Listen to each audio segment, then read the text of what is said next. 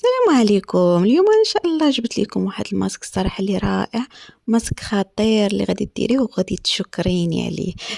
هذا الماسك اش غادي نقول لكم كيحيد التصبغات، كيحيد كيوحد اللون ديال البشره، كيعطيكم واحد الاشراقه، واحد البياض.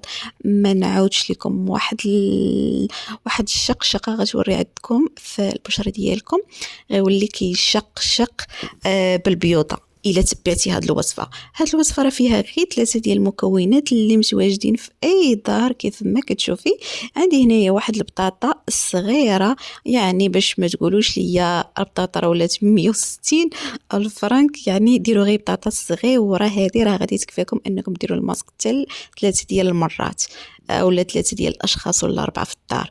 مهم هنا بطاطا صغيره اللي كما كتشوفوا انا سلقتها وخليتها حتى بردت، وغادي نقشرها بهذه الطريقه كيف ما كتشوفوا. من الاحسن تخليوها تكون تسلقات مزيان. كيف ما كتعرفوا على البطاطا راه كتوحد لينا اللون ديال البشره وكتحيد لينا التصبغات وكتعطينا واحد البياض، كتمتص كاع داك السواد اللي كيكون في البشره. البطاطا راه رائعه سواء خضراء او لا طيبه، صراحه راه عندها واحد النتيجه اللي زوينه على البشره. المهم كناخذوا واحد الطويصه هنايا اللي غادي نخلط فيها هذا الماسك، وغادي ناخذ هذيك البطاطا صغيره غادي نتكي عليها بالفورشيط، غادي نمعسها كامله، نمعسها مزيان باش انها تولي ليا بحال شي كريم فاش نخلطها مع المكونات الاخرين باش نقدر نطبقها على البشره ديالي. المهم هكا غادي تتبعوا بواحد الفورشيط، غتبقاي تكي عليها تتمعس لك كامله. بما ان البطاطا راه مسلوقه يعني ما غاديش تاخذ لكم بزاف ديال الوقت، نتوما كيف ما كتشوفوا.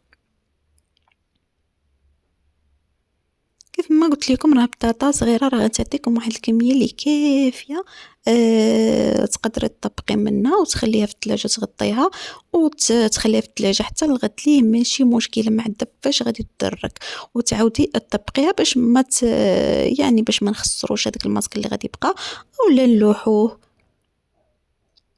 المهم هنايا غادي نزيد واحد 2 معالق صغار ديال دقيق الذرة اولا دقيق ديال المايس اولا مايزينا، المهم كل واحد وشنو كيقول ليها. المهم هنا درت 2 معالق صغار كيف ما كتشوفوا، وغادي نزيد عليهم حتى الياغورت مسوس. يعني 3 ديال المكونات راه خطيره في التبييض ديال البشره. كل مكون صراحه رائع في المكونات. المهم هنا غادي نزيد واحد القدر اللي غادي يخلط ليا داكشي اللي عندي. المهم ندير 2 معالق هكا صغارين ونخلط ونشوف. المهم راعينكم ميزانكم نتوما كتخلطوا وكتشوفوا.